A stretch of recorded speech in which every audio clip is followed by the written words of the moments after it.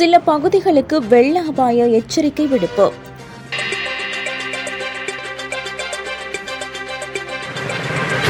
தெதிர்ஓயா மற்றும் அத்தனகள்ளு ஓயாவை அண்மித்துள்ள பகுதிகளில் வெள்ளப்பெருக்கு ஏற்படும் அபாயம் காணப்படுவதாக நீர்ப்பாசன திணைக்களம் எச்சரிக்கை விடுத்துள்ளது.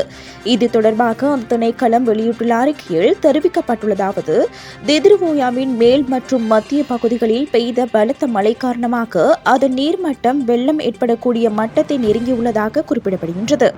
தற்போது தெதிர்ஓயா நீர்த்தேக்கத்தின் வான்கதவுகள் திறக்கப்பட்டு வினாடிக்கு 19,400 கன அடி என்ற வேகத்தில் நீர் வெளியேற்றப்பட்டு வருகிறது. நீர்த்தேக்கத்திற்கு வரும் நீரின் அளவை பொறுத்து வெளியேற்றும் அளவு அடுத்து வரும் நாட்களில் மேலும் அதிகரிக்கப்படலாம்.